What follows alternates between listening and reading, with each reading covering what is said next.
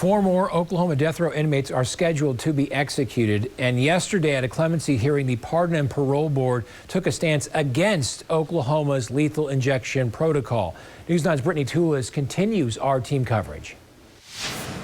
In a majority vote, board members voted to recommend clemency for Bigler Stouffer, even though they believe he's guilty.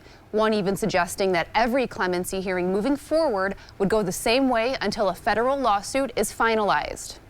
I'm dumbfounded then that we're even dealing with any of these cases. Pardon and Parole Board member Larry Morris raising concerns at Bigler Stouffer's clemency hearing Wednesday.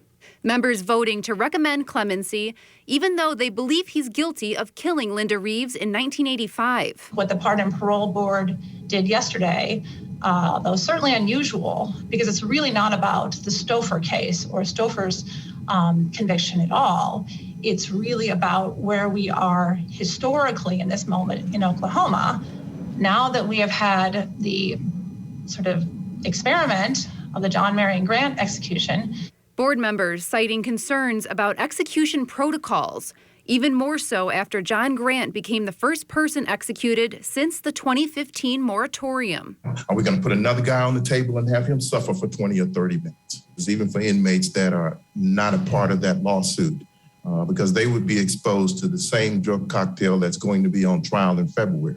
Kelly Doyle saying it's their job as board members to include Governor Stitt. The governor doesn't have to hear any of these cases if we don't move them forward. And in my opinion, with executions the way that they currently went down, I don't feel comfortable making a decision that the governor is not included in. And he has that power. It does not at all feel like the right time to just plow ahead with an execution simply because a court doesn't stop us. Prior to Julius Jones and Bigler Stouffer's hearings, Oklahoma governors have granted clemency for 4 of 13 inmates who the board recommended it for. Republican Governor Frank Keating pointing to lack of moral certainty. It's beyond a reasonable doubt. I think that's a higher standard. Beyond moral certainty is the kind of certainty that you would want to have for the most grave decisions, for life and death decisions.